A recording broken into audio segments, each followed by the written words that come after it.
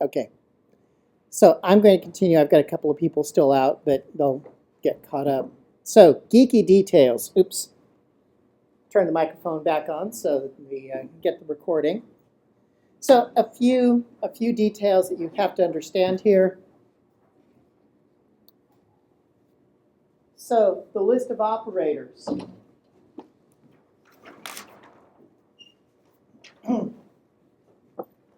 And this is mostly here so that later on when you're referring to things, this is mostly here as your reference later on, but you've already seen plus, minus, star for multiplication, slash for divide, percent sign's the modulo operator, which is to say divide x by y and then give you back the remainder, and then plus plus. If you say plus plus x, it means add 1 to x and then give me back the value. If you say x plus plus, it means give me the value of x, and then after you give it to me, add 1 to it. There are places where it's really handy to have a number and then bump it up for the next time through. Same thing is true for minus minus, and then plus and minus in front of a number. There's actually an enormous list of JavaScript operators. Most of them you don't really need to worry about. Oops, sorry. So, what is truth?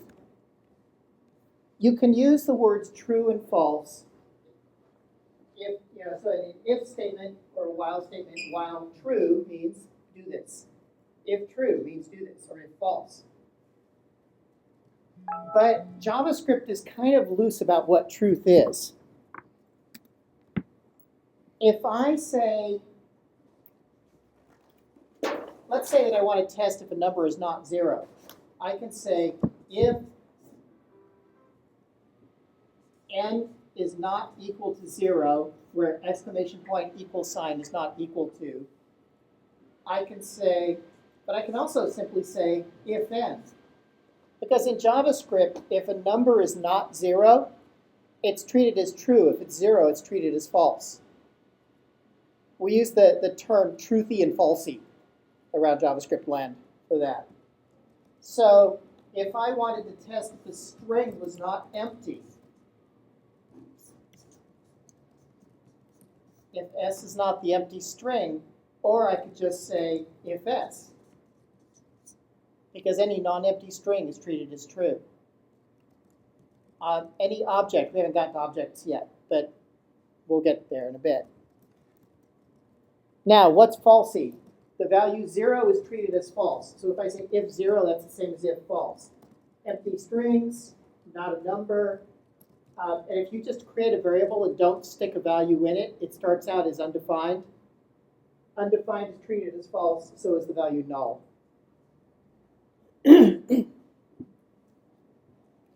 And again, I don't expect you to remember all these. These things will sink in through practice and repetition throughout the day. But especially for experienced programmers, if you list this stuff out, you clear up a lot of uncertainties in a hurry.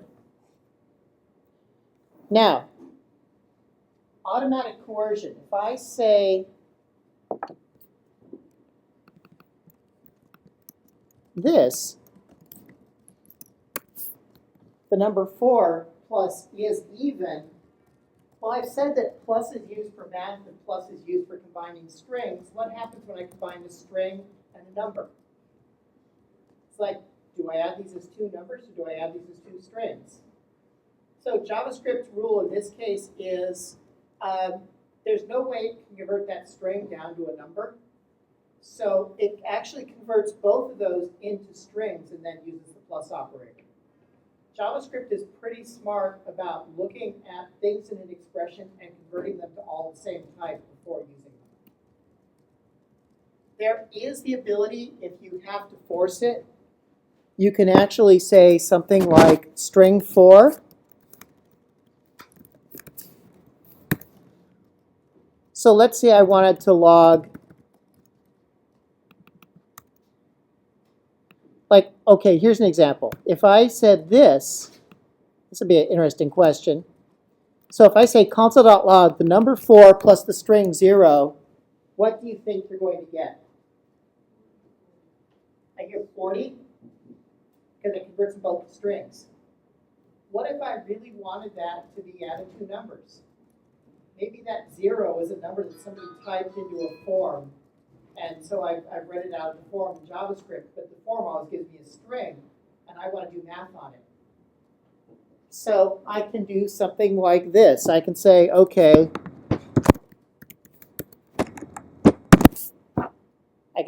turn that string into a number for me, and then add them together. But JavaScript by default will tend to convert most things. It will convert most things up to strings before doing operations on it, but it will convert types to make things match.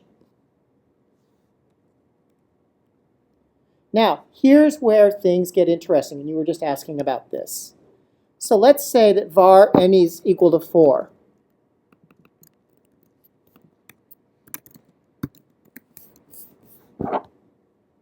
All of the following statements are true. N equals 4. Equals means take the things on the left and the right-hand side and tell me if they're equivalent. So n double equals the string 4. Wait a minute, didn't I just say equals says test if they're equivalent? Well, yes, but JavaScript converts up. N is not equal to 3. I think we'd agree that's probably true. 3 is not equal to 4 most days of the week. N is greater than 3. Great. And n is greater than the string 3. Because again, they get converted. Well, what if you don't want that conversion? That conversion can have some unintended side effects.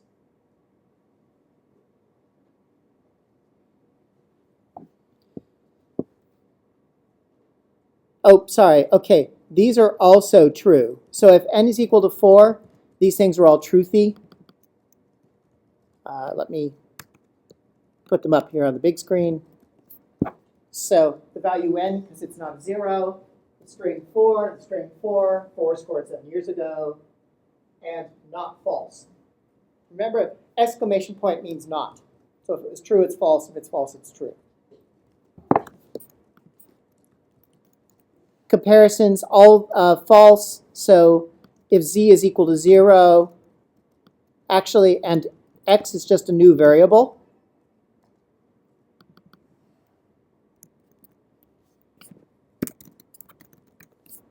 All the following are false. Z is false because it's 0. 0 is not equal to 0. That's pretty false. Empty string, null. The value of x,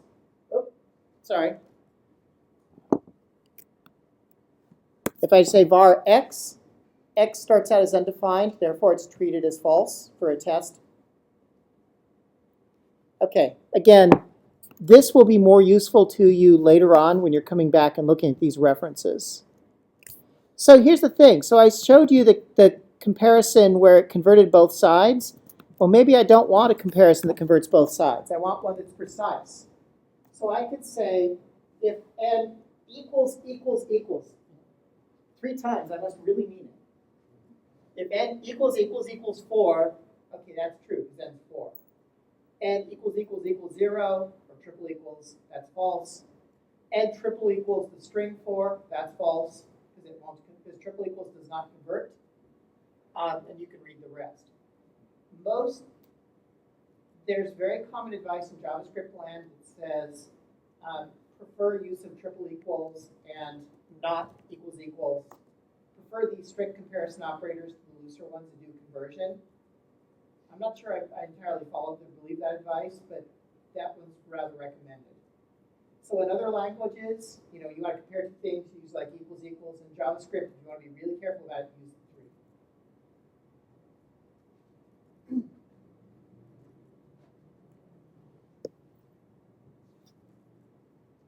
Okay, so write a function called isOdd that takes a number and figures out if it's an odd number. I'll give you a couple of tricks. One is this. N mod 2, if you divide something by 2 and take the remainder,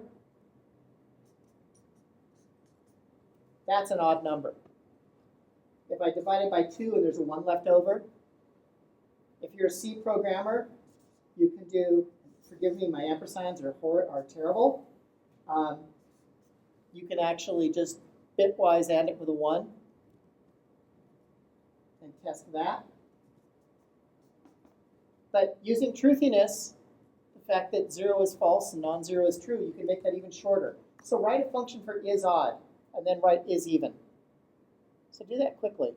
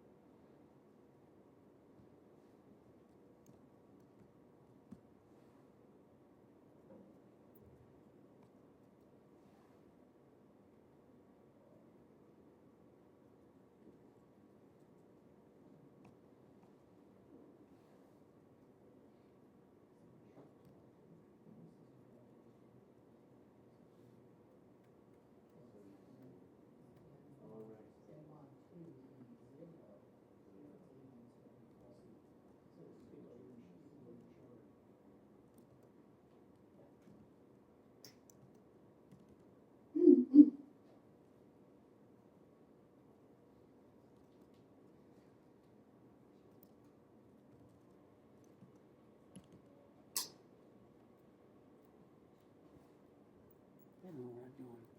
I don't have the syntax down. Okay. Well, you need to declare is odd and then call it from outside. So you probably want most of this code, like this loop, you probably want it down here, outside of the loop. Okay. Over here? Yeah, and now declare is, figure out, for the function, you're going to say return, and you're going to figure out whether odd, n is odd or even. And like I said, this expression at the top, this is true if n is odd. Oh, okay. I figured I'd save you all the math. That's not what you're not here to learn math. Yeah.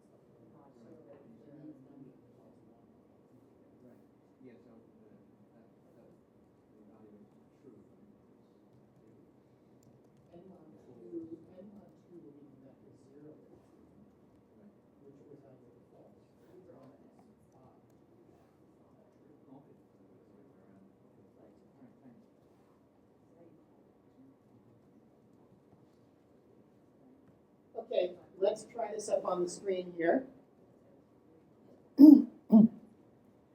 So let me write is odd first.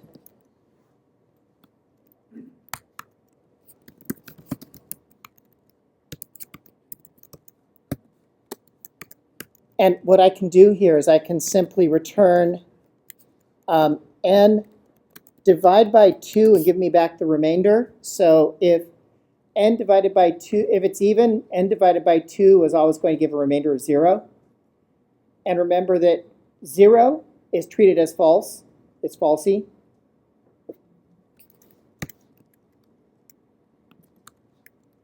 Now, there's a little thing that you'll see in JavaScript sometimes that people will use if they want to say, I want to return an explicit true or false from here, because this is going to return either a 0 or a 1.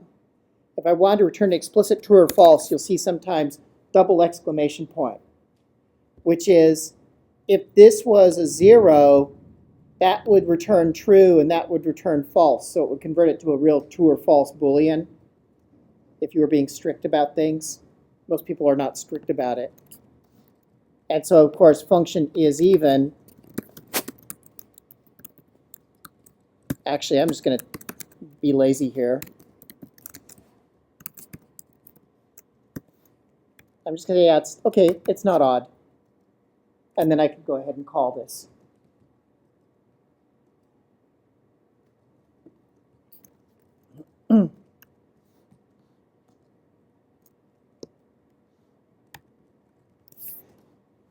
Last kind of core piece of JavaScript for now, and then we're going to go do some DOM programming. We'll actually add some interactions to HTML pages, is data structures. So right now I've been using simple variables. We've been using strings and numbers, but nothing more complicated than that. And in programming, you often need to combine several pieces of information to a single package. Think about your home address, right? Street, number, street, city, state, zip code. That's a collection of information.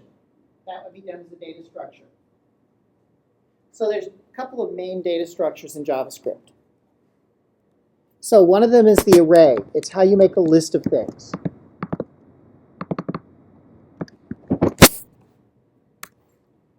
So A is an array, and it contains the numbers in order 1, 2, and 3. In JavaScript, an array is denoted with square brackets. Now, in a lot of languages, everything in an array has to be the same type. In JavaScript, you can mix anything you want in that array. They can be there. It's just a list of things in order. So var B is 3 strings. Var C is a string, a number, and a string, and a number. I can say, for any array, I can say dot length and find out how many elements are inside of it. To get at the elements, I use a square bracket and a number. But again, C programmers will be used to this. In JavaScript, the first thing in an array is not number 1. The first thing in the array is number 0. So if I console.log b sub 1, what's the value going to be? A, B, or C? I hear B. B. What do you think, A, B, or C? Any dissenting opinions? So because the first index is always 0 in an array, b sub 1 is actually be the letter B. Now if I say C4 is equal to C, so 0, 1, 2, 3, so I'm adding something past the end of the array.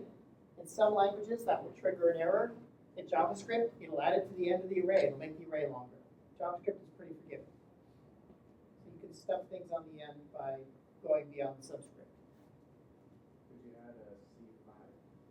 You could add a C5 before doing a C4. C4 would be null.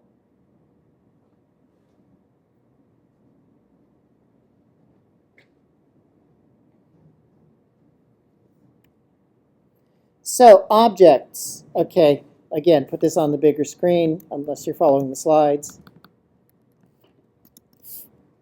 So I'm going to declare a point with values x and y. X is 5 and y is 3. I've now created an object, just curly brackets. Other languages, you have to use a lot more machinery to create an object. In JavaScript, it's just as easy as a couple of brackets. and the names of the fields inside of the object. So an object is just like, it's a collection of named values. So wizard, name, the great and mighty Oz, location, Emerald City, behindCurtain, true. So I have an object that describes the great and mighty Oz. And I can say things like wizard.name, and I'll get back the name of the wizard. I can say wizard.name equals Harry Potter, and change the value inside of the object. So again, it's like a little bento box of data. So I can say console.log wizard.name. I could say wizard console.log wizard bracket name. Bracket notation, just like used for arrays, works just fine on objects. You just pass in the key, what they call the keys, the names of those individual items, as opposed to a number.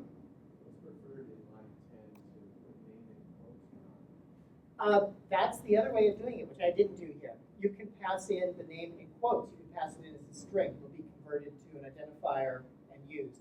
There is no preference.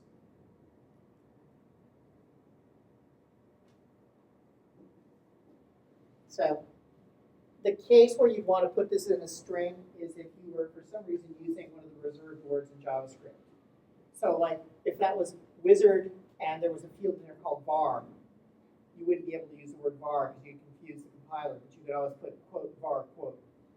So that's when you have to.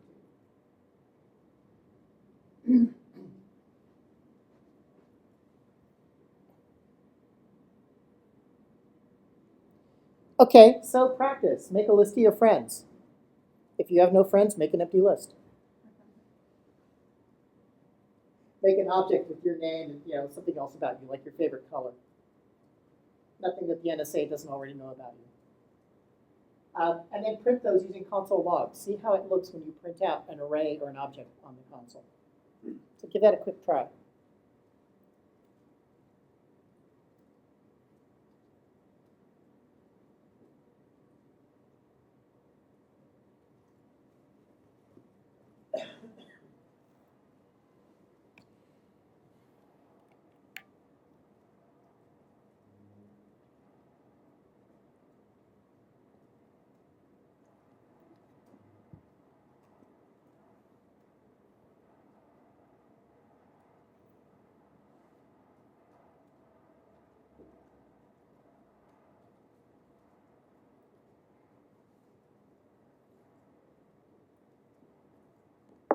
Do I have materials for the class that I didn't get, or?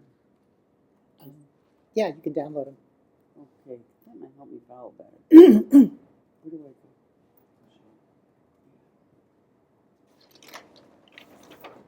So if you use tinyURL, it'll actually take you over to GitHub, which is where the materials are, and you can just download them all in a zip. Oh, thank you.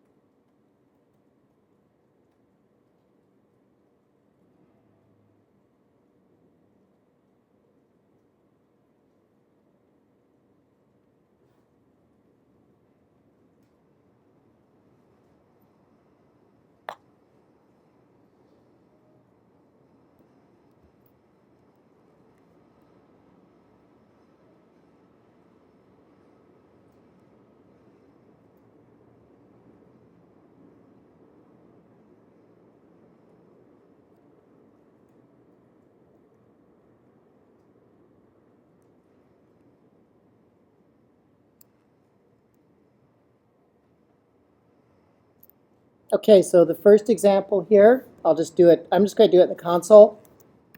So I can say something like var friends equals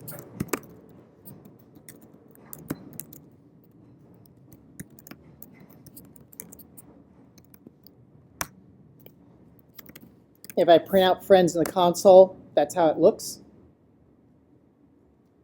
I'm not bothered. I could do console.log.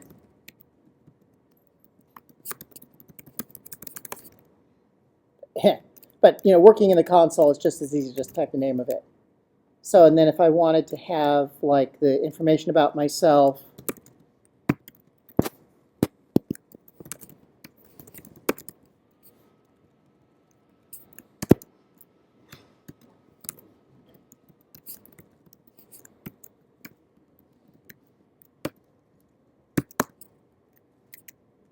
so I could do things like this. And if I then log that, depending on your console, this is nice because actually Chrome's console breaks things out nicely. Some other ones just say object, object. So, but that was, all you really needed to do. Now, in terms of putting names in, notice that I can use mixed upper and lowercase. The rule on naming things is has to start with a letter or an underscore. And then what can follow is letters, numbers, and the underscore character.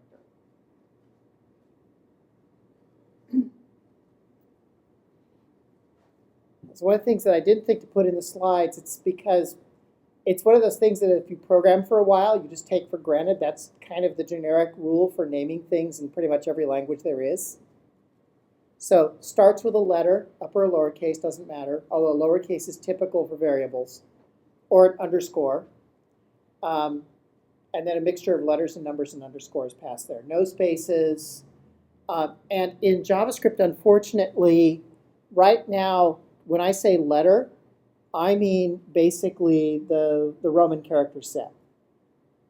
Because if you try to use Unicode, if you tried to use kanji, for example, for your variable names, JavaScript will actually choke in the current version. The next version is going to be full Unicode capable. But if you tried to use, or something like an umlaut over it, JavaScript won't like it.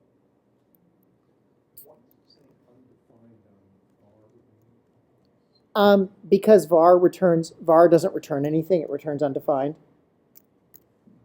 That's why. Yeah, I know, that undefined always seems a little weird. Okay, so let's talk about writing some quality JavaScript. So we're going to change tracks completely at this point. I've done a lot of the low-level language details. I want to give you some time for that to settle in. So let's do some practical examples. What do you do once you've got some language skills down, and you're not just going to sit and write JavaScript in isolation all day. You're probably going to be putting it into web pages. I've got folks here who will work together who are going to be using this in their job, and they probably want to write a script that they know that when they give it to somebody else, it's actually going to run. So how do you write quality JavaScript? So I'm going to take a little aside here and talk about how you make sure, basically, what do you need to know about testing it, making sure it works, compatibility with browsers, all of that. So this will give your brain just a little bit of a rest. So first off, if you forget the var, right? Function area var, no var in front of the result map.py return result. I call console.log at area 1, and it says, okay, result is equal to pi, basically pi, returns the result, great. It happens that this value result, because I declared it without a var, is now a global variable. And what global variable means is, even though I declared it inside of a function, it's actually declared out where everybody can see it. It's no longer private. You'd be a little like leaving your diary out in the middle of the street. Not something you probably want to do. So global variables are usually considered kind of bad programming form. It's leaking information out of your functions. It's leaving stuff floating around. By the way, if you wonder where global variables live in the system, there is a window object that is the global object for every JavaScript, every time you run a JavaScript program, its globals are all defined against windows. So in this case, if I say result and there's no var there, it turns into window.result. So we actually add a new field to window and store your information there. Sometimes it's really handy. Most of the time it's considered poor form. If you want to prevent that from leaking, you can say use strict as I mentioned before. And you can either do this either at the top of the file or on a per function basis. Now if I say use strict and I try to run this, that becomes an error. That missing var, the JavaScript will come back and say, no, you're in strict mode. You can't leave the var out. In which case, I put the var in. And this no longer is viable, this console.log result, because there is no longer a global result defined. So you're not leaking the data out. There is no global keyword.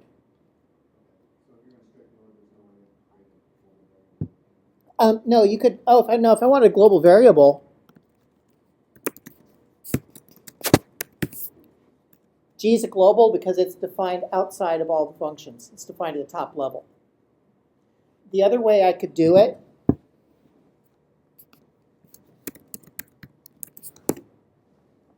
I could take advantage of the fact that in JavaScript, if you refer to something on an object that doesn't yet exist, JavaScript will just create that field on the object.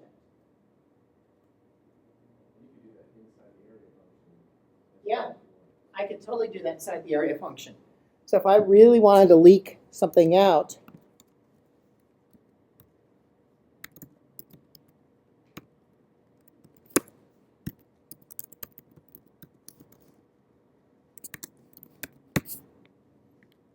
right, I could make that global by attaching it to the window object, and now it's a global variable.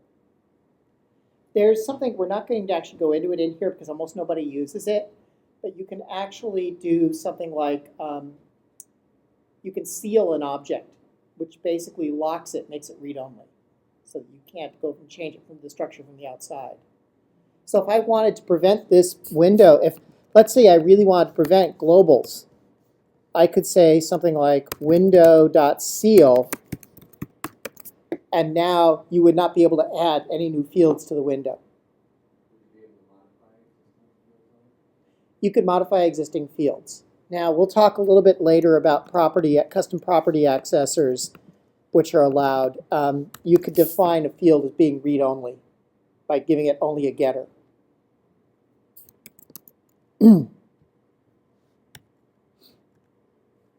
Oops, let's see.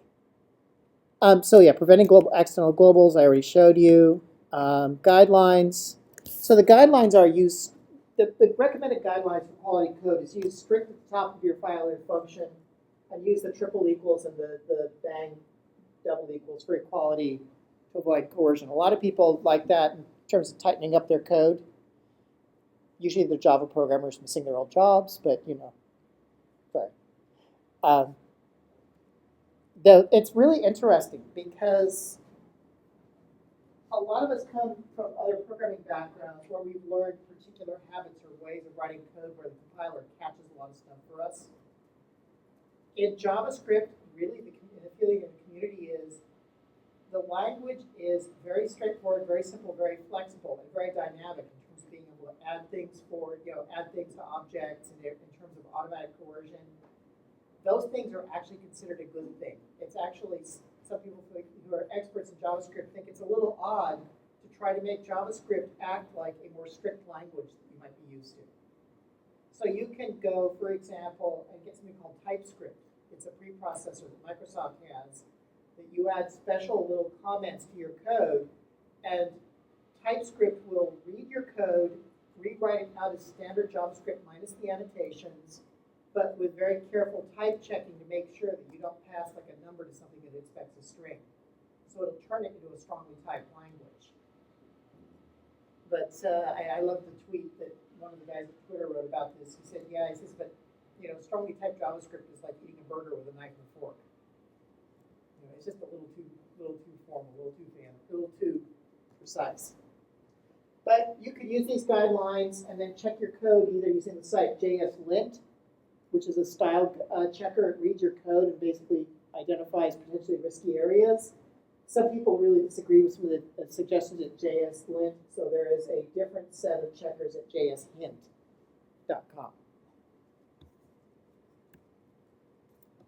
So just for practice, try playing with globals and playing with strict mode for a minute. So declare I equals 1 in the script by itself. Show it with console.log j. What happens if you do use strict at the top of that script, so you can do it in the page. And try it again, change it to var. So play with this for a minute, just to get some practice with use strict.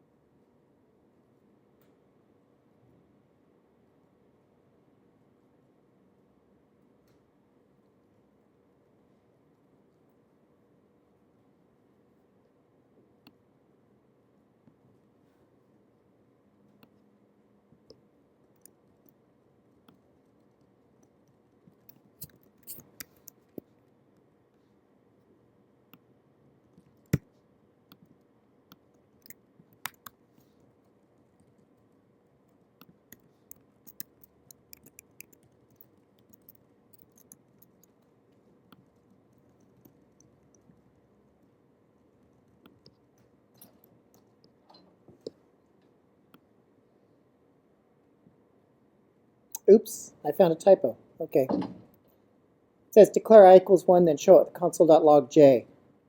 Oops.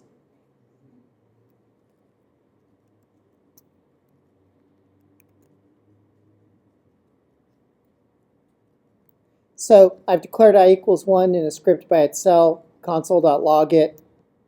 It shows up. Now let me put a use strict in here.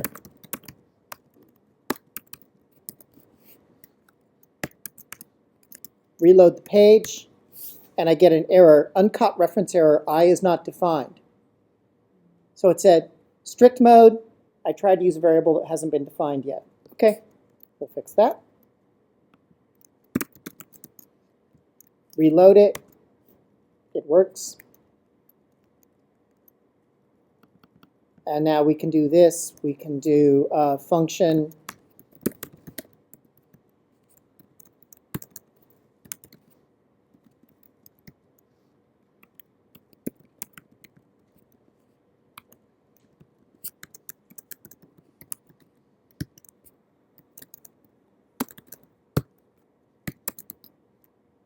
go log it. J is not defined because I have used strict at the top of the file. Let me turn that off.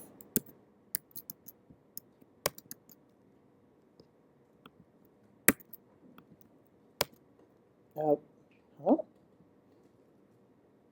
Oh, interesting. So you've gotten stricter about, it used to be that that would actually give you a, oh, it gives you a null back, yeah. Call foo, still reference erroring. Okay, so nowadays it's considered a reference error. Well, that's useful. Oh, no, sorry, I declared a var. My apologies. So I declare it that way, I get a global J, but if I declare it as a var, then it's local. It's limited only to the function. That's probably what you want. And then, of course, use strict at the top will prevent various variable excursions. Okay. So working with objects, right? Just the fast reminder first about them. Combination of key value pairs. So point has two values in it, x and y. Oz has name, location, and behindCurtain. I can show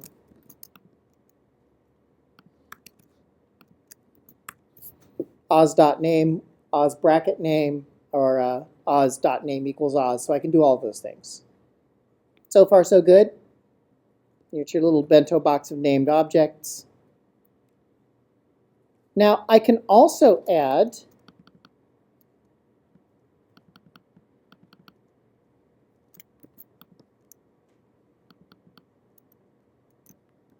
here's where it gets different. Here's where it gets interesting. And this is a place where JavaScript is different than your other languages. So I've got name, location, behindCurtain, and now I say introduce : function. So far we've been saying function introduce something. Turns out what we've really been doing is creating variables, global variables, that are functions. In most languages, functions, methods, whatever are special. In JavaScript, a function is just another thing you can stick in a variable. So I'm going to create a function with no name, put it in the field called introduce, and I'll say console.log I am this, that's a new keyword, .name. This inside of a function refers to the object that owns that function. So in most of the functions you've been declaring, like area, if I wanted to find out what this was, this is actually equivalent to the window because that function being a global is owned by the window object. In this case, introduce is owned by Oz. And you can even say Oz.introduce and give it the two parentheses to call the function. What's that going to print out?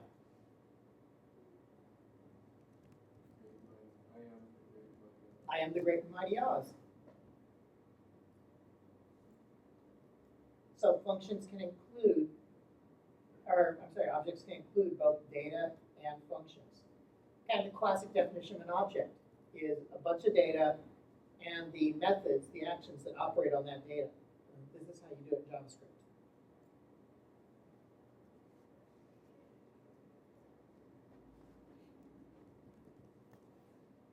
Is anybody not clear about what's happening here?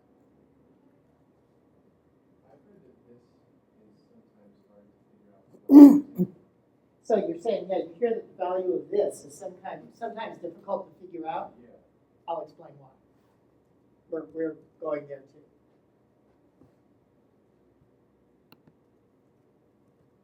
Now, in some browsers, in the modern stuff, you can do this. So now, instead of saying name is a function, I use the keyword get with an empty parameter list. So I can now talk about, instead of saying Oz.name bracket bracket, I can say Oz, like console.log, Oz.name. A getter is a special kind of function. It takes no parameters, and it does not need parentheses to call it. And so what get does is when you say Oz.name, it runs that code and returns the great and mighty Oz. When I run location, when I call location, Oz.location, it runs that code and returns Emerald City. But I am not allowed to say Oz.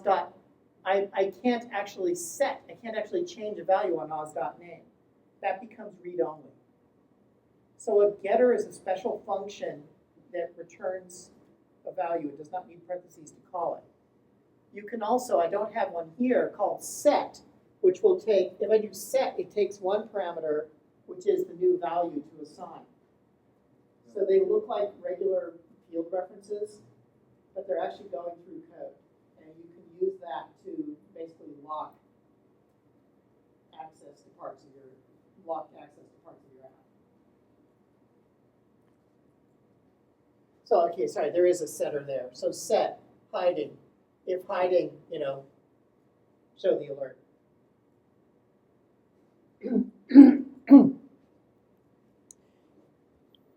So getters and setters are one of those areas that people are not using terribly much.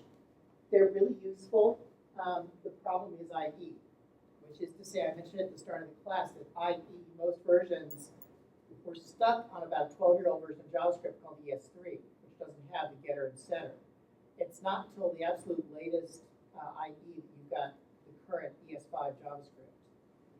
get and set are ES5 keywords, and there's no way to patch JavaScript to work in older browsers if you're using it.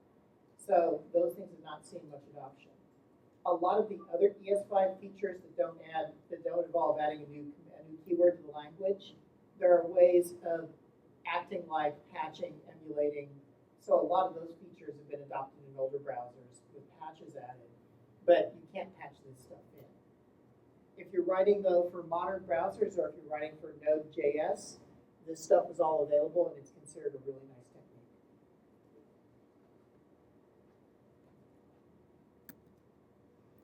So some object terminology. You'll sometimes hear me call a function a method. A method, technically speaking, is a function that's part of an object. People will use them interchangeably, but just to be precise here.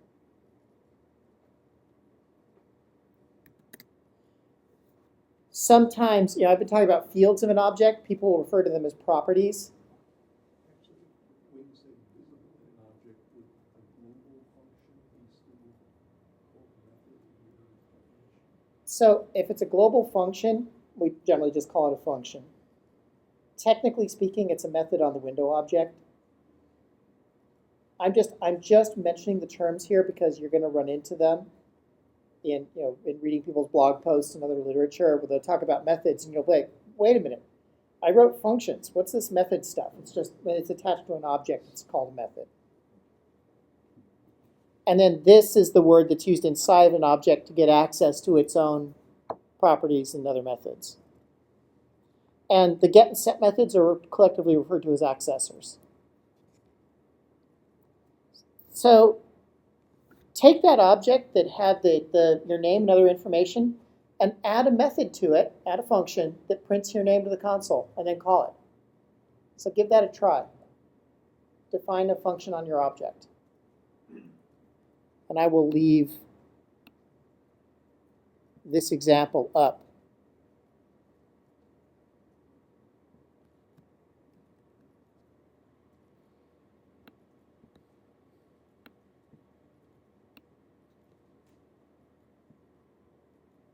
So give that a try.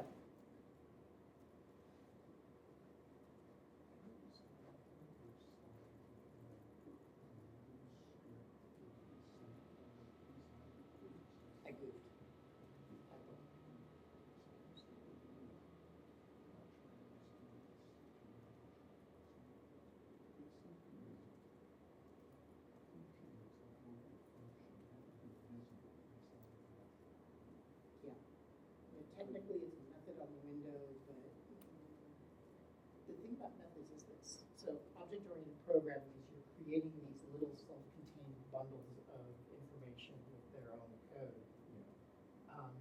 And so that's usually what they're referred to as properties and methods. It's when you deliberately created an object that's a bundle of stuff.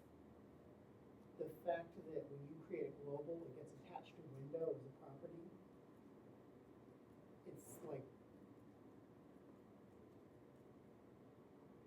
it's kind of like your junk drawer. It wasn't really an intentional collection of stuff. That's not the difference between a function and a method. One is inside an object and one isn't. Right. Exactly. It's really a matter of, did you intentionally define this function to work with the data in this object, and were they designed to work together? The problem is the terminology of properties and methods and stuff have been around for a long time. Okay. And so it got adopted across to JavaScript, but it's all done using functions in kind of a way that's different than a lot of other object-oriented languages. And it's easier to teach JavaScript to start as if it's just a plain procedural language with functions and data, and then come into the object-oriented side. Just kind of dragging a little bit of baggage along with you.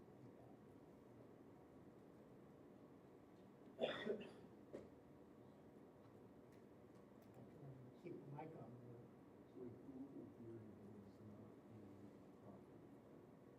Global variable, technically speaking, is a property on window, but you're never going to see anybody talk about it that way. I wouldn't even say it's an accident. It's a side effect of the way the runtime was designed.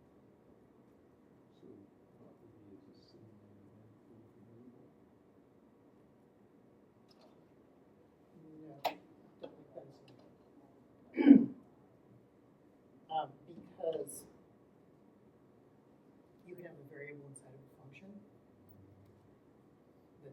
property on any of it. Oh, so the property has to be an object. So a variable in an object is an object. Hang on, we'll see more examples. Here's something else. Okay, so, you know, you had your object, you name the information. Your method should say something like console.log and use the word this with a dot to get to whatever it is you're trying to look up inside your object.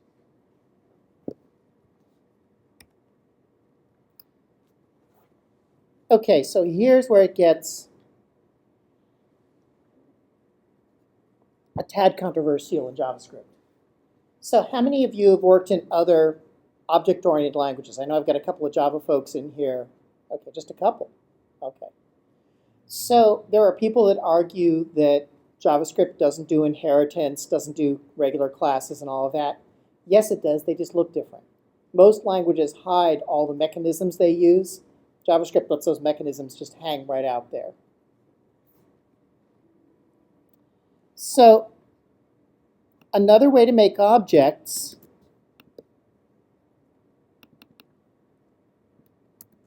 and honestly, you don't see, well, I shouldn't say you don't see much of it, because actually you do see some of it, is with a keyword called new.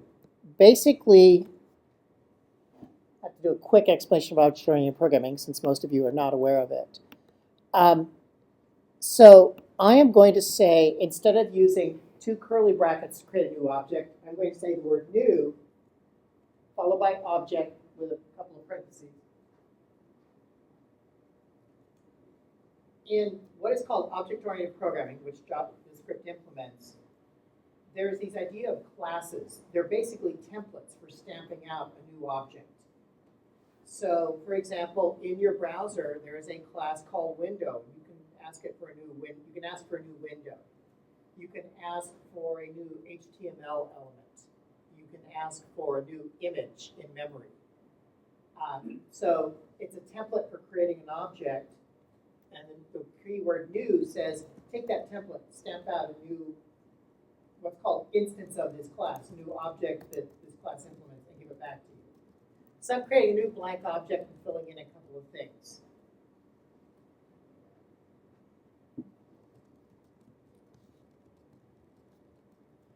I could declare a class, a template for people that says class person. Well, I don't use the word class. Here's the thing. In JavaScript, you declare a function. Class is by convention, not by requirement. In JavaScript, start with an uppercase letter. And then you have parameters in here saying name and location. So this creates a new object. It sets this dot name to that name, this dot location to that location. So that initializes, puts the starter values into it. So I could say Gandalf is a new person named Gandalf in Middle-earth. And I could then go into Gandalf.name and get Gandalf's name, Gandalf.location and get Gandalf's location. By the way, if I was going to seal the object, if I was going to lock it, I would probably do it after this dot location. Once I set all the values, I might lock them down.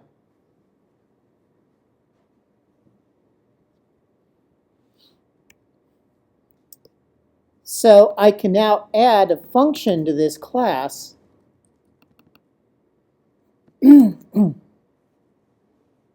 by going to the person, going to person here, which is a function, saying person.prototype. And then I add .introduce, introduces the name of the function, and it works just like it did in that simpler object definition that you used before. Nowadays, kind of modern JavaScript authors don't write this way very often. This is kind of older school JavaScript, but there's still some cases where people need it. You'll still see this like in some of the libraries on GitHub. You'll see people declaring something.prototype.name. So when you see that prototype dot, you know that they're declaring new classes in sort of the classical fashion. So person.prototype get introduced means I create Gandalf as a new person called Gandalf introduce, and it will use the copy of the Gandalf object that was stamped out. It'll call the introduce function on the prototype, but this will be the current instance of Gandalf, the one that you're referring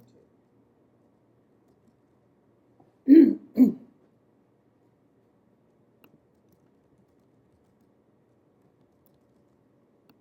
And then if I really wanted to create a specialized kind of person called a wizard.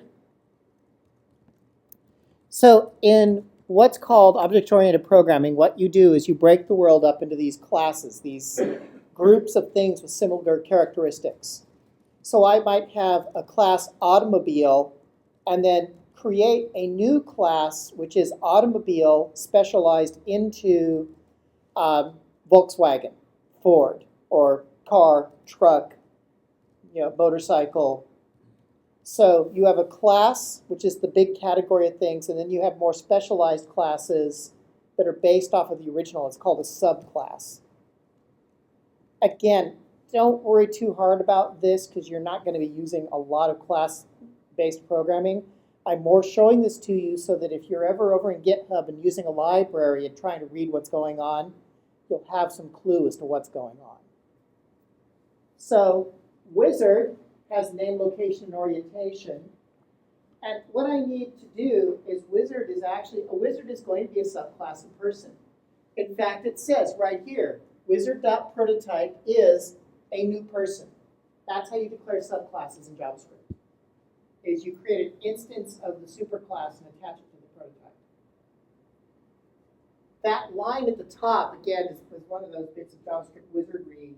I'm saying take the person function, because remember that constructor, that thing that makes the object, is actually a function. I'm saying take person and call it, run it with this as the current object, and pass the following things into it. That's roughly equivalent to saying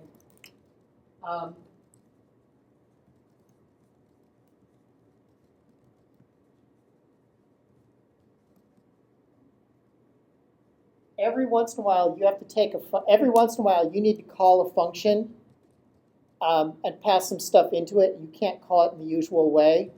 In this case, it's because person, uppercase P, is a constructor, and so JavaScript treats it with some special rules. So you have to use that call.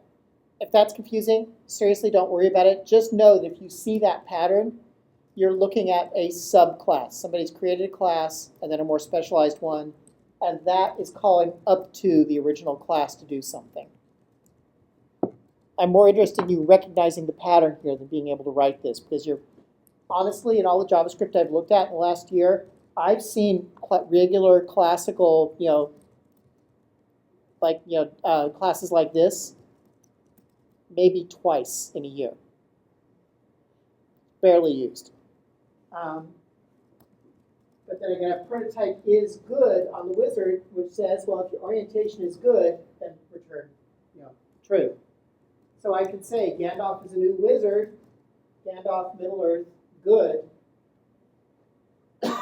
I could show you Gandalf's name, Gandalf's location, and Gandalf is good, and that would work. So it inherits, it gets all of the original settings off of the person object, off the person class, plus the stuff we added for wizard.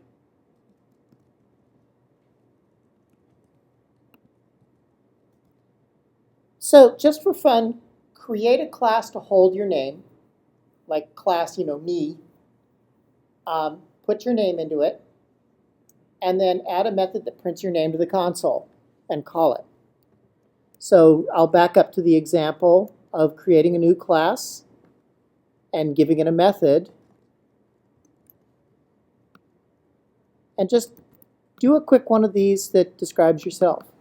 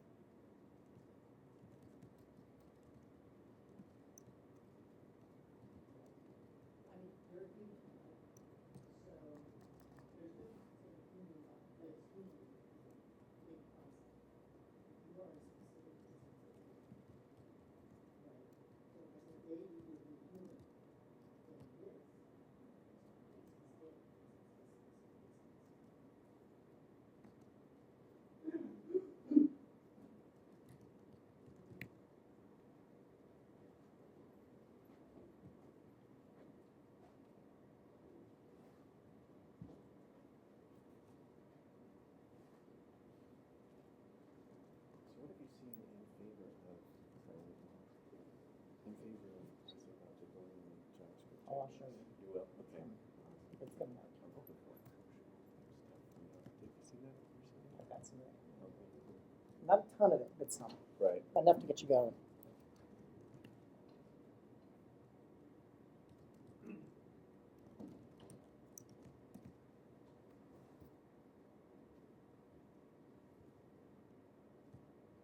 So I'm assuming that you came up with something that looks similar to what's on the screen.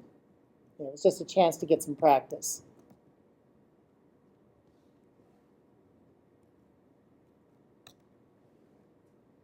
So I'm going to mention a couple of built-in classes.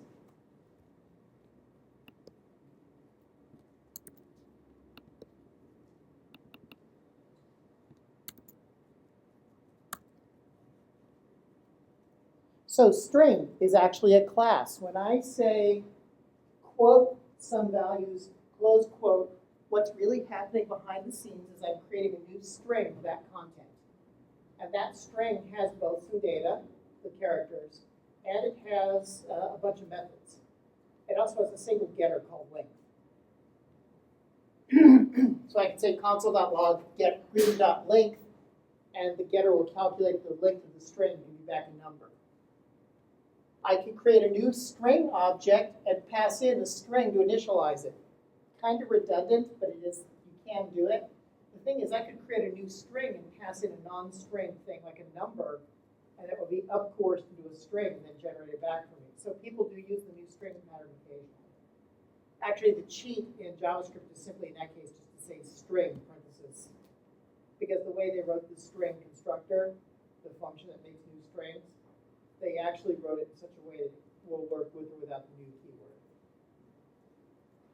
So I can say insult, a new string, your mother smells of elderberries. Yes, I guess I have a little Monty Python kick going here. Console.log, and I can now call a method on string called contains. So I can say insult.contains elderberries, and contains looks through the string, and if it finds something that matches, it returns true. And if it doesn't match, it returns false. So contains is a method on the string. And this is actually why I went through the details of classes, because there's lots of methods that are built in that you'll use. So string.prototype.length is a read-only length value. Contains concat creates a new string with two of them put together like the plus symbol does. Trim is really handy when you're writing things for forms. It strips any extra blank space off the ends of the string. Because sometimes if people are typing into a form, you ask them for their name, maybe they put a space in front of it or after it, and you probably want to cut those spaces off, and trim is really handy for that. So finding things, and this is true of both strings and arrays. String and array both have a method called index of. So if I have S is A, B, C, D, it's a string, and I say S index of B, remember that the beginning character is 0, so index of B is equal to 1. And if I actually ask for B square bracket 1, I would actually, or S square bracket 1, I'd actually get back the string B. If I ask for S index of Z, which is not in there, I get back a -1. That's how you index of indicates that something's missing. It can't give you back a 0 because everything starts at 0. Arrays, same thing. Array is also a class. Bunch of interesting methods on array. But the ones we'll use right here are, and by the way, array you can create it 2 different ways, either by new array and pass in a list of things as the parameters, or just with the square brackets. You can do a length, a index of, and a couple of other interesting tricks coming up. I'll give you the short form if you've been around a little while. There's an iterator for each, there's map and reduce, and all of those clever things. But I'll show you examples. So to manipulate arrays, one of the things you can do, caution, this does require something newer than ES3, so if you're using older IE, like IE8, you're kind of out of luck, unfortunately.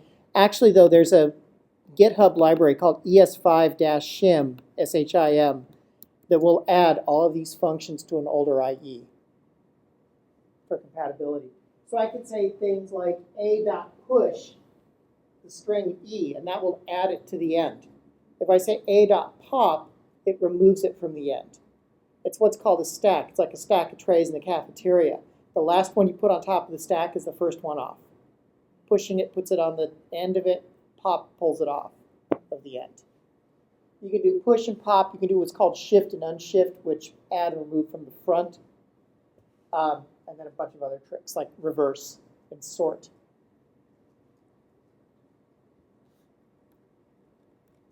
The best place to learn about this stuff, I might as well show you now, is if you do a search on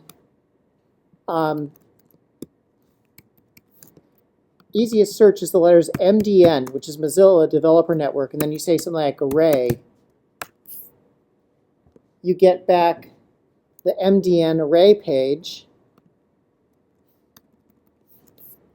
and this lists all of the how to create arrays, how to access what's in them, all of the properties on array.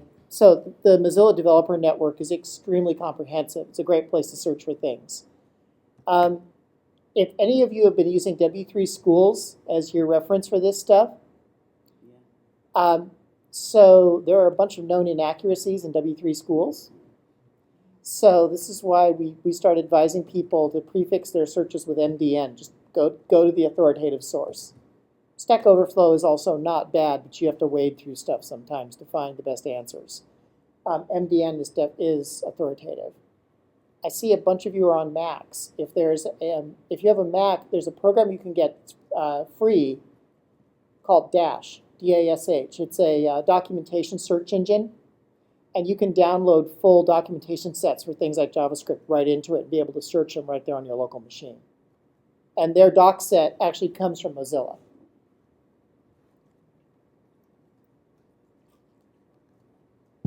Okay, so that's arrays and strings. Honestly, there are some other built-in classes, but those are the ones you're going to use a lot. So organizational question. What time is lunch set up for here? I'm trying to think about whether to hand people a break. Okay. You know what I want to do is I want us actually to, we're going to shift gears. The next couple of sections are about actually manipulating HTML DOM elements in the browser. But I want to give everybody just probably about a 10-minute break. Just get up, walk around, get something to drink. Restrooms are straight down this corridor. You go all the way to the end, turn left, and go across the banquet area, and you'll see them.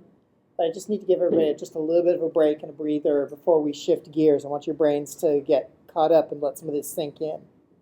Takes a little bit of time for short-term memory to start percolating through to long-term. I actually want to give you a chance. And after this, then we'll come back and we'll start doing JavaScript inside of HTML pages and how do you manipulate the page.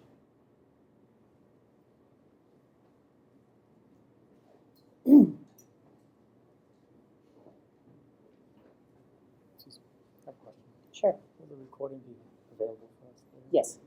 Yeah, it's going to get posted for free. There will be, unfortunately, one short section where the audio cut out because I forgot to turn my mic back on after a break. But we also have an alternate audio recording going on here, so they'll probably be able to patch it in. But if not, it'll be like 5 minutes where there's no audio. But yeah, it'll be available. And Anne, I believe, said it'll be available for free, at least initially. Awesome. That's her plan for now. Anne being the conference organizer. Roger. Are there any free or open source tools that have like autocomplete with these, common classes like array and string? Aptana. Aptana? Aptana is a plugin for Eclipse. It is thoroughly maintained. Actually, Eclipse, for that matter. The community edition of IntelliJ IDEA, I don't remember if they included the web editing stuff in there, but it's a fabulous, the commercial version is fantastic. Yeah, these I commercial think for the Java the community version might actually have it. But Eclipse is great. Aptana's great.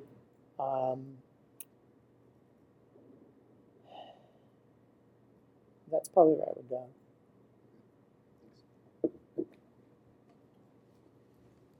Is this a PowerPoint that It's the same web page, it's in the files. I opened the web page, but the examples aren't there. Do I have to It's there. You need to learn how to use reveal. reveal? So, I can so are show you on a Windows machine? No. Okay. Sometimes there's a common error that happens. Do I just double click on the HTML? You just double click on the HTML file. Because I'm not seeing it. Well, you have to unpack, you have to download the whole thing as a zip and unpack it, because there's a folder in it. Let me see. Okay. Which will be on second floor. Okay.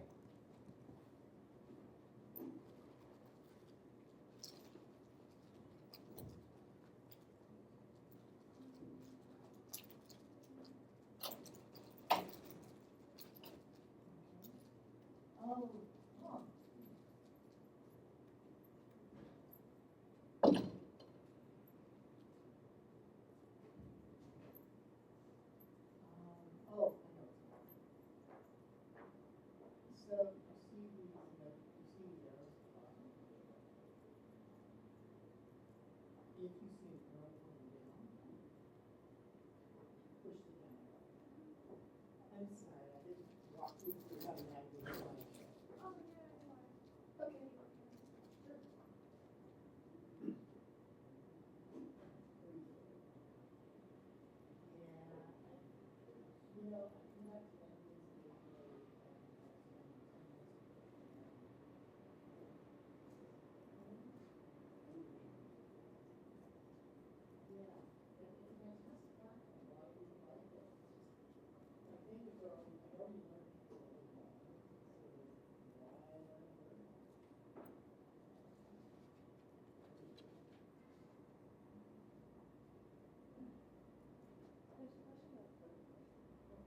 I understand that the prototype means like that.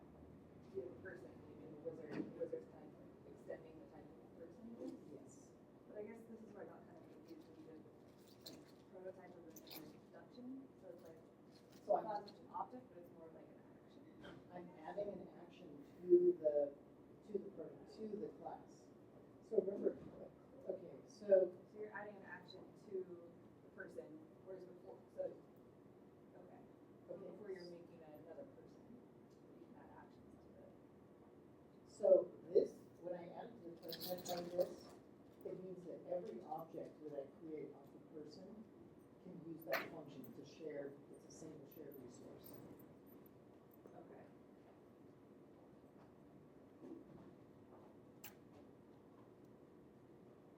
So here you're not, okay. So prototype isn't just making another object. No, it's not. Prototype to, Prototype is a place where you put all the shared, everything that's shared between every object you make from that class. All of their shared bits are all on prototype. when you were saying that this isn't used as much anymore, were you talking about just prototypes in general? Or some other type of nomenclature that goes with This it? way of creating classes, people have moved away to a little different style. Okay, good, because it's always confusing. Yes, yes. Thank you. No, there's a section this afternoon where I refer to as speaking JavaScript like a native, which is, this is kind of an idea, that prototype model is kind of an idea brought over from other programming languages, and people have really evolved a different set of idioms, different set of way of doing things. But you need to be able to read what code is out there and work with it, so you need to know this background stuff. Yeah.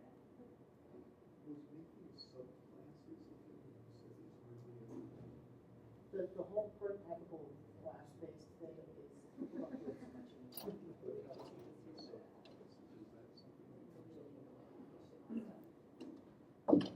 Actually, I'll show you later this afternoon, there is a different way the community has come up with for doing classes and subclasses. So people do make subclasses, just not doing it this really. Yes. I should say there's a different way of making it extending classes, to be really precise about it.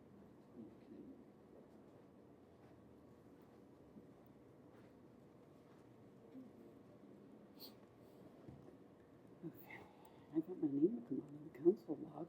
Excellent. So how far behind am I? I don't know. I mean, you seem to be, You doing up okay? No, I'm just like, I'm doing okay. Okay. Yeah. You know, this stuff just takes time to learn, so. I know, and I've like been doing it, but I get myself confused because I know so many languages. Yeah, I've had that problem. The centipede problem. You ever ask a centipede how it knows how it walks? It gets so confused it can't walk anymore. That's a good one.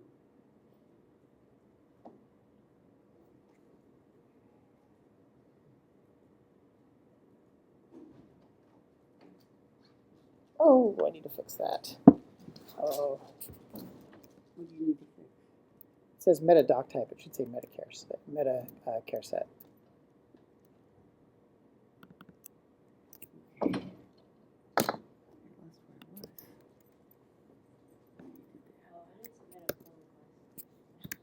Huh? Oh, you did. I've actually got multiple of these, so.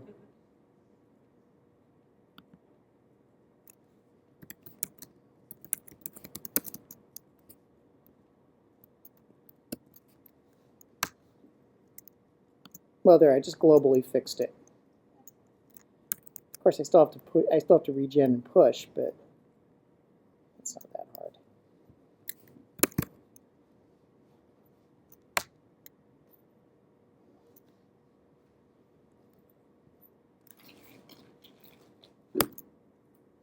So that's fixed.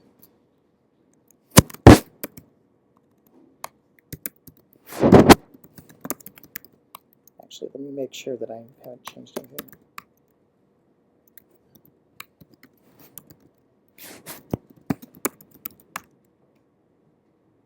Fixed on GitHub.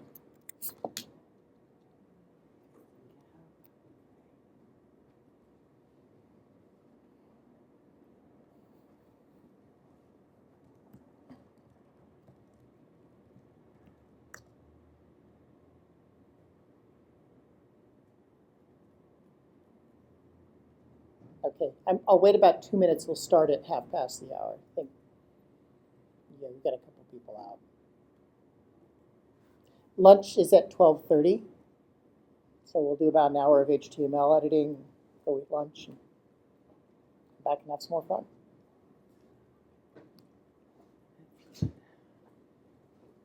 How are we doing on placement?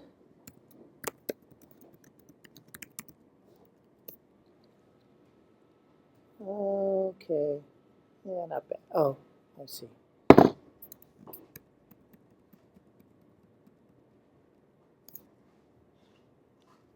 Okay, that's a, no, we're not bad.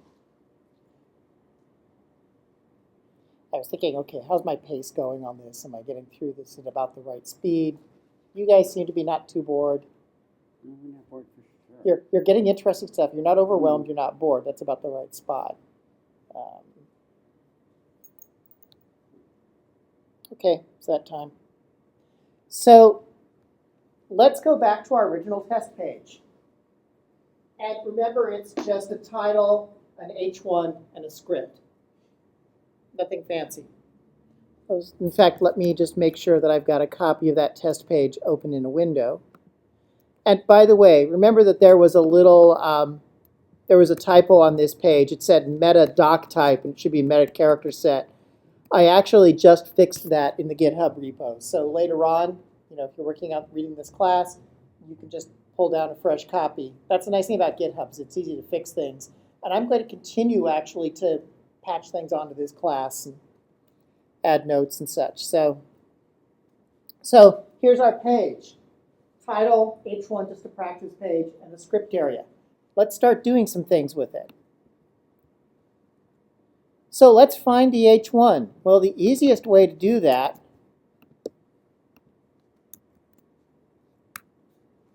is to use a command that's built onto what's called document, which is a global object. Your modern browsers, the HTML5 browsers, have something called query selector. There's query selector and query selector all. How many people here have used jQuery? Okay. Query, so you know jQuery is a $, you give it a CSS selector. It's the exact same thing here. Query selector takes a CSS selector, and I'm assuming that you've all been exposed to at least a little bit of HTML and CSS.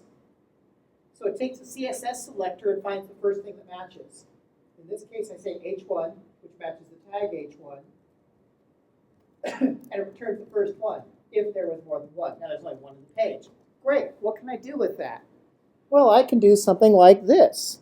I can say h1.innerHTML equals, boo. And let me go load the page up.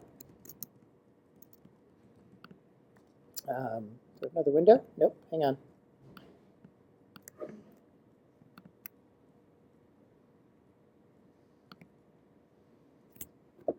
And it found the H1 and changed it. So finding an object and setting inner HTML, inner HTML can be, sorry, any HTML you want. It replaces what's inside the tag. Not the outer tag, just what's inside of it.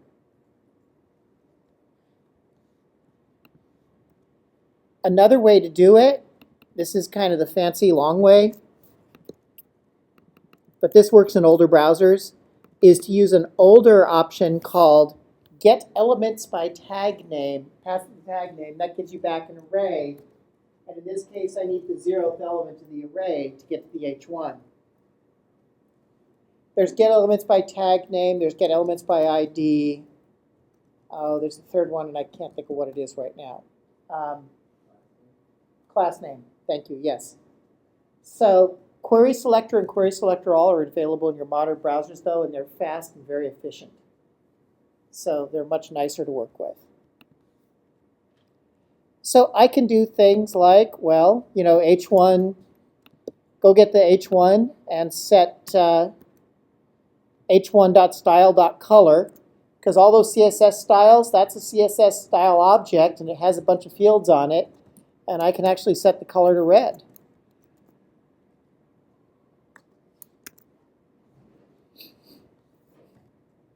I can do inner HTML. You've already seen that. Change what's inside. So do this. Take that page, using some script, find it, put your name of the H1, change the color of it. Extra credit. See if you can change the font. So take just a minute, do a little bit of HTML hacking here. HTML and JavaScript.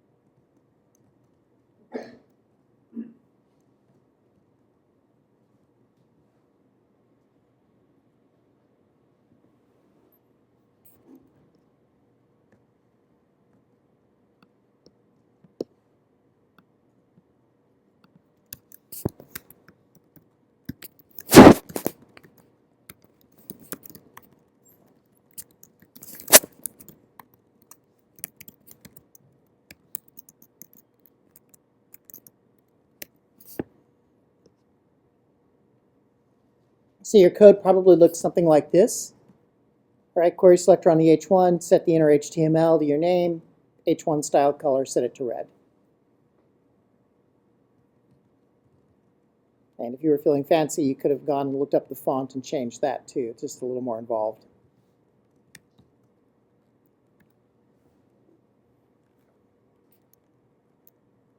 So here's another interesting little trick.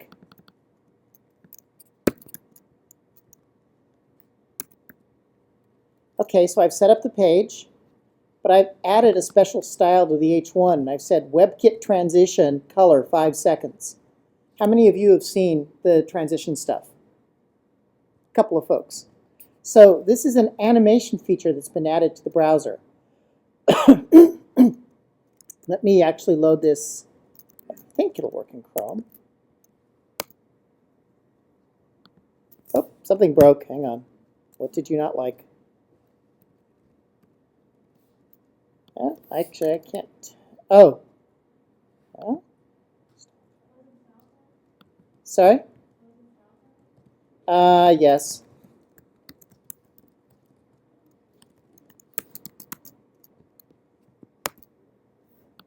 Okay, so it doesn't work in Chrome. Let me go open that in Safari and show you.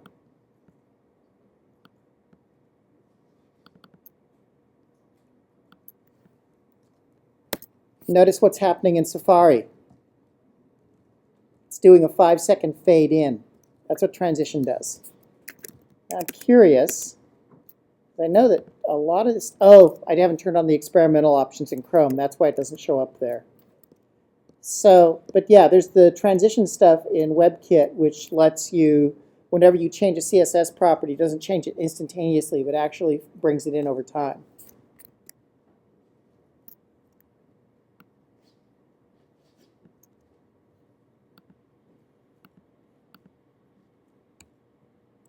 So that can give you super cheap animation. Another way to get animation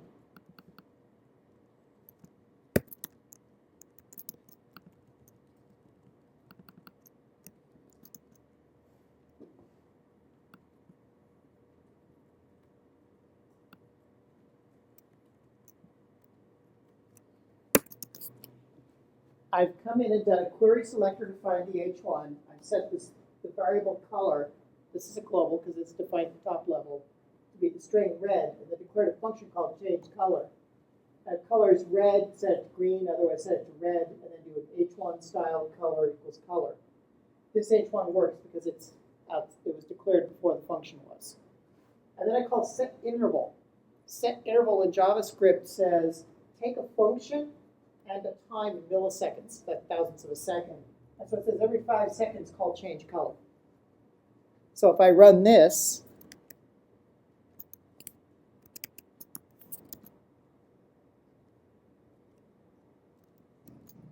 oh, come on. Did I do something crazy wrong again? Oh, because of the transition. I'm going to take the transition off here. I'll retry it. There we go.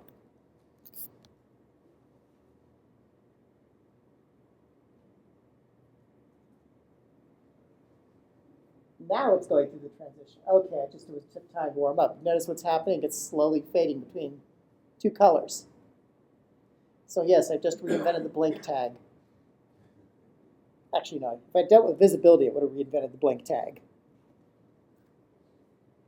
So set interval is one of those nifty little things to know about that you can say, execute a function repeatedly at this time interval.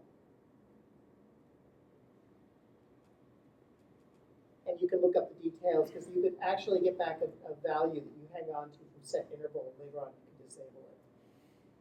You can turn off the interval.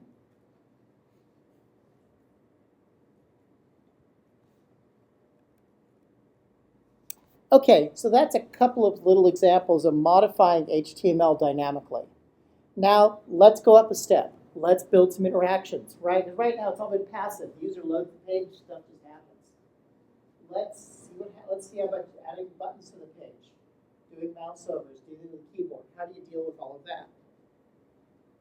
It's not pure JavaScript, but as I said early on, you're not going to write JavaScript in a vacuum.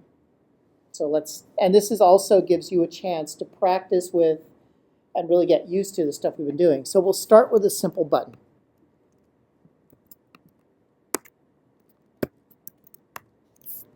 So in this case, I've created a button, given it a name, and said when it's clicked, do this. What do you think is going to happen?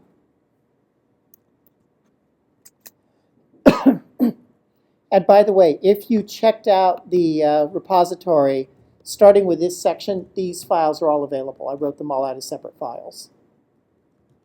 So if I click it, there's my alert. Pretty dumb, but you know, you got to start. I had to start somewhere. Now, here's the thing. So I added an on-click definition what to do. The preferred way of doing this, though, is not to put an on-click right in the HTML element, but to separate the HTML and the JavaScript. So, come on. Why are you not dragging? The preferred way to do it is to use get element by ID or query selector to find that button by its ID and say something like b.onClick and give it a function.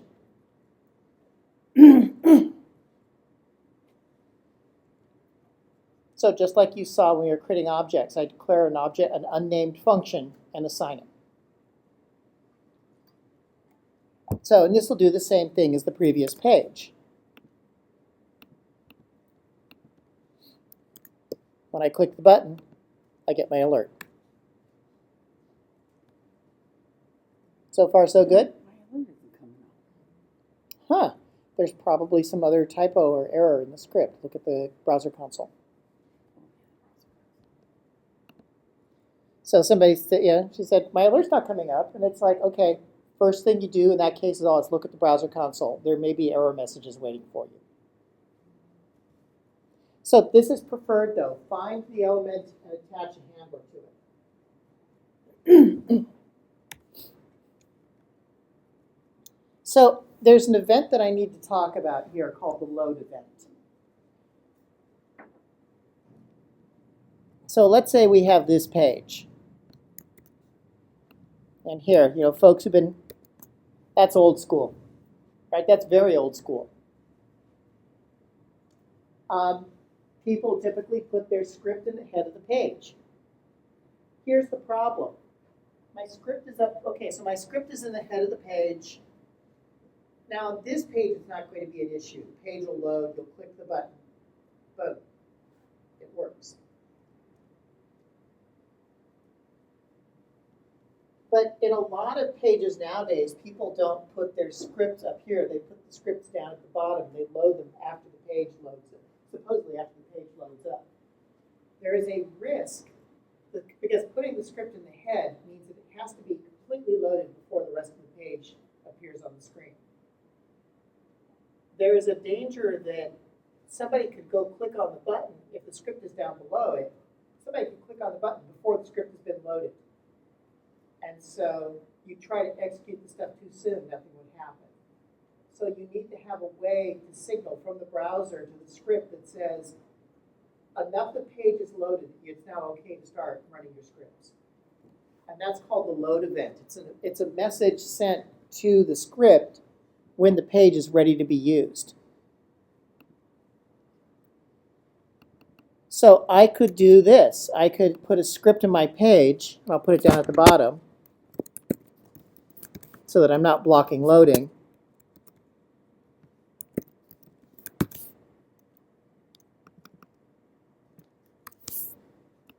That says window.onLoad.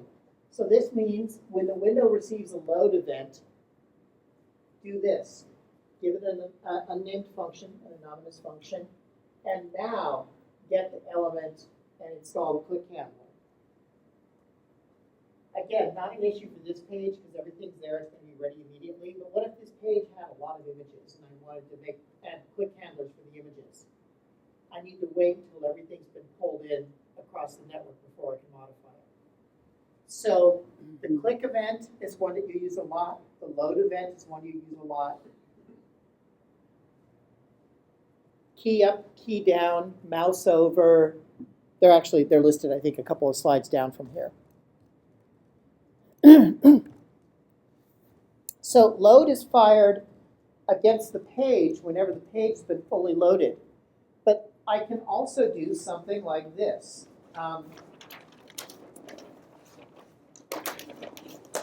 In JavaScript, I can write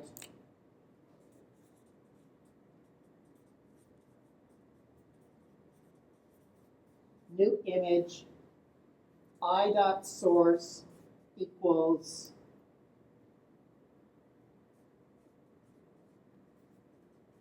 some image, but that image has to be pulled across the network. So I'll write I.onload equals some function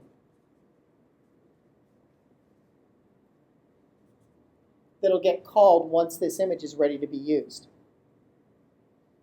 Also a very common pattern in JavaScript. You start an action here, and you provide an event handler to be called in the future when the thing is actually ready.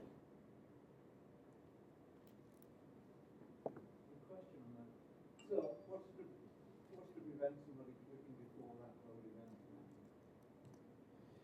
So what's to prevent somebody from clicking before the load event happens? Nothing. Just wondering what this does for me. The problem is that the problem you can run into is this. Yes, the user might click on it. If you try to modify resources that aren't there on the page, your script might crash, it might fail. Maybe what you want to do is have a handler installed on those buttons initially that says, can't click me yet, I'm not ready. Actually, what most people do if they really need to make sure somebody doesn't click it before the load finishes is they start the button or whatever hidden, and then as soon as the load event fires and the script runs, the first thing the script does is makes all those buttons visible. There's also, for the more experienced folks in the room, there's also a sneaky trick the Facebook folks do, which is their buttons all have on-click handlers defined in the HTML, which I said is considered kind of bad style. But they do it very deliberately because they have this great big script that loads at the end of the page, and they want the page to be reactive, available to the user before that script loads. So they have a little bit of the stub click handler that just records the fact that you clicked on this button and writes it into an array at the top. And then when their script loads, the first thing it does is looks for that array and processes all the likes and all of that.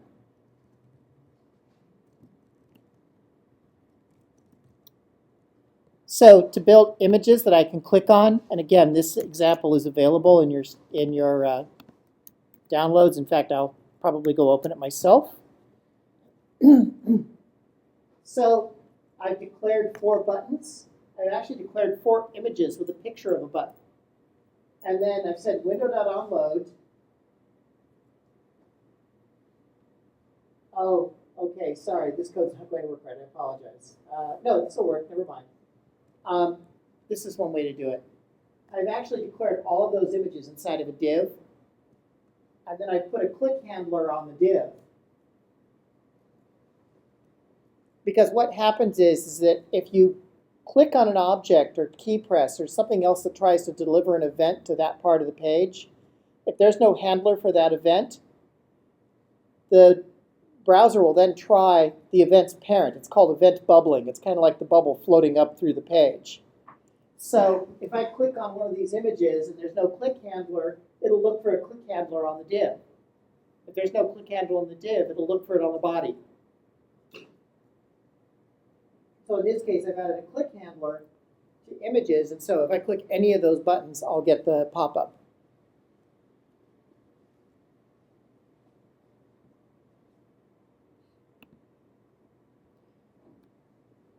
So, okay, oh, there's an extra thing here that I hadn't mentioned because it's not used as much. So there's 2 ways of attaching an event to something. I can either say h1.onClick,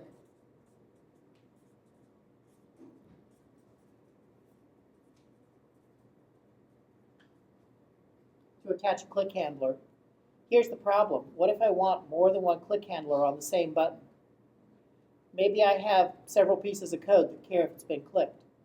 So the way to do it, if you have to add more than one, is you do something called h1.addEvent listener, and you give it the name of the event, you give it the function,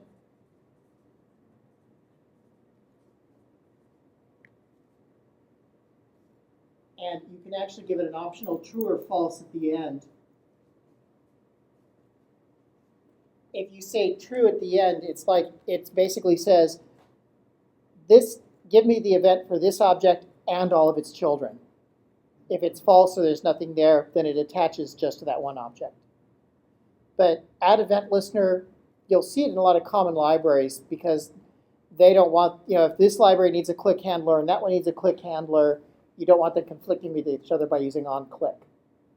So anyway, find your practice page, wrap a load handler around your script. The one that maybe changed your H1, put a new name and all that, just wrap that bit of code. So do a little bit of practice.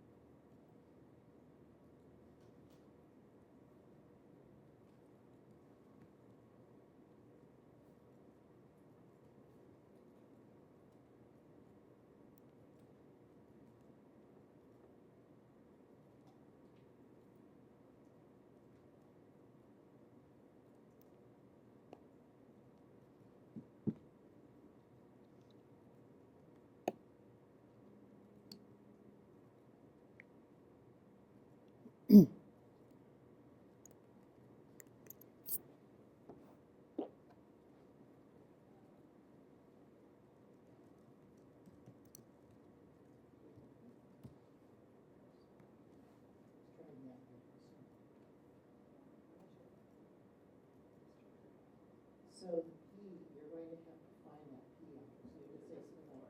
Yeah, that'll need to be outside of and you pair that out of it. And then it's not equals function, it's actually the function that you set the parameter of it. Which is why I'm having you all practice it, because it's a little bit different syntax than you're used to.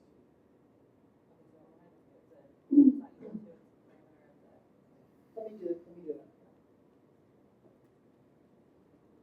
So I'm going to work on I'm actually going to do the add event listener example here because it's a little different way of handling functions. And you might look at this and I'll say, but wait a minute, this isn't much JavaScript. We're doing a bunch of HTML stuff now, but this is a chance to get practice with the JavaScript and really get it into your hands and understand how it works. So let me show you. We're going to now create a function here, say,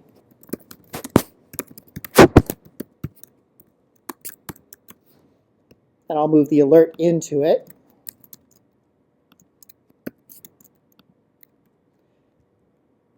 And now what I'm going to say is images.add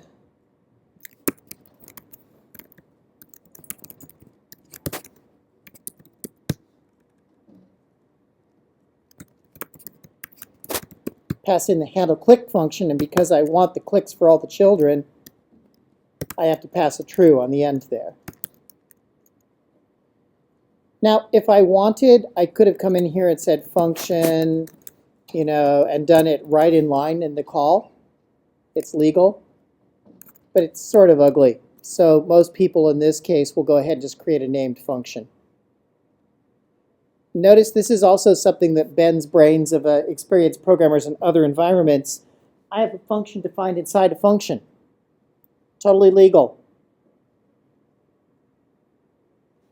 Because function handle click here is exactly the same as saying this.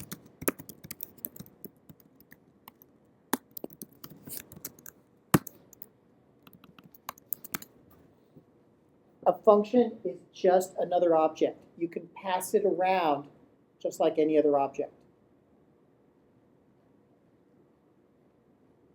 In fact, and we'll see an example this afternoon, where you could create a function object and attach a bunch of methods to it. Because it's an object. A bunch of data, a bunch of methods, and there's actually there's actually good reasons to do it. So this is one way, so I can say var handle click equals function and use the variable here. Or the fact that every function declaration implicitly defines. I can do this.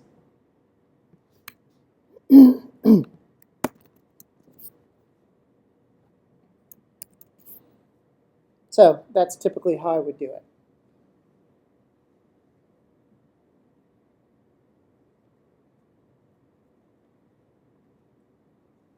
I'm waiting just a minute since some folks are still looking at this, looking a little puzzled. It's like, okay, give you a second to think about it. Ask your questions. Sorry? Oh, yeah, I'm sorry, one too many brackets. That's kind of like autocorrect getting you in trouble. Autocompletion gets you in trouble too.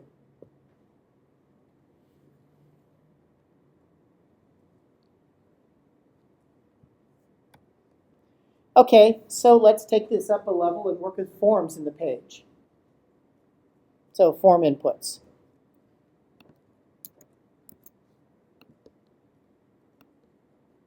And again, I'm just going to copy this into my workspace. You can also grab this from the samples.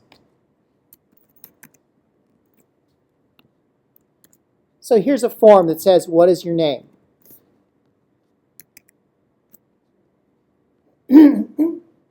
It's a form, has a label on it, what is your name, an input area of type text. It says, an input area of type text.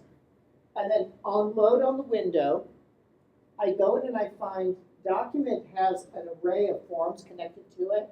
It's all the forms defined for the page, so I'm going to get the initial form. So document forms sub-0. What's another way of finding that form? Query selector on the form tag. Yep. Anybody else? And there's one more.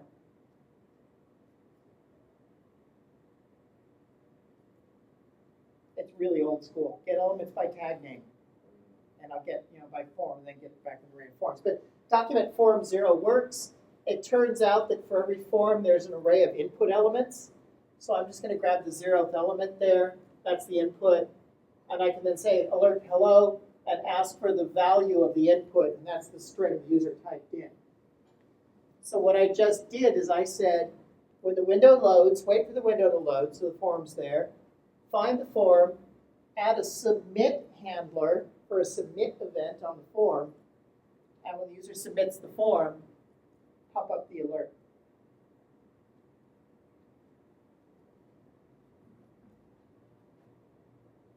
By the way, any guesses on where alert is defined in the system?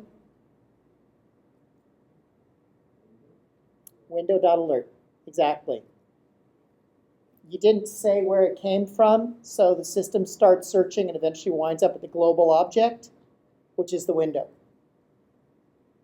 So if I say that, if I pull up this page and type into it, oh, come on.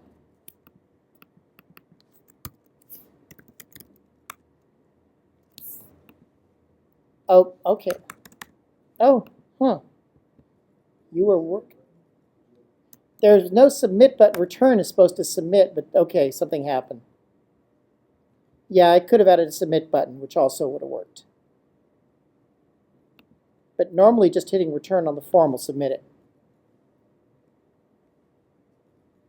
So hang on a second. Let me follow my own advice here.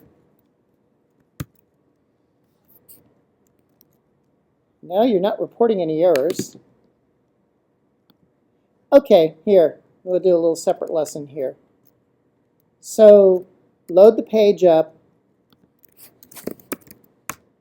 Oh, well, there's my alert. Okay. Who knows why Safari wasn't showing the alert? Now, what could I have done to debug this? What I can do is, sorry, hang on. I did not mean to go opening mail. I'm behind my back there. What I could do is I can go to sources, open the file, in this case, hello HTML.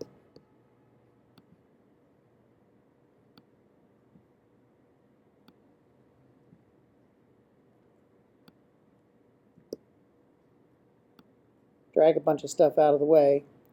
I can click over here in the left-hand column. I will actually click at line 13. This blue marker is called a breakpoint. Next time I run the script execution will pause right here so I can look around and see what's going on. So let me reload the page. I don't actually have to in that case.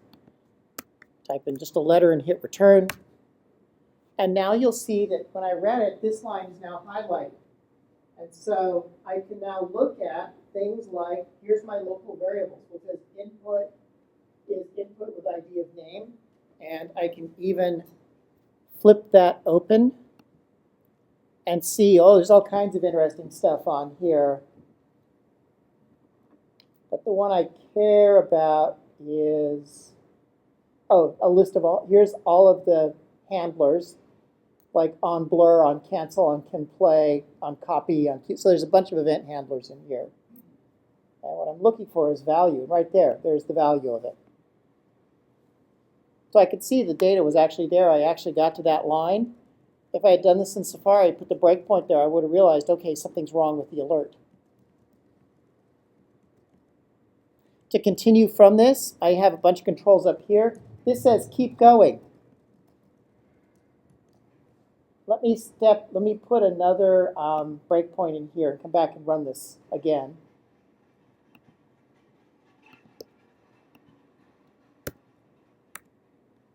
Now I'm on line 12. I could say keep going, or I could say, let me just disable this breakpoint. Come here. Nuts.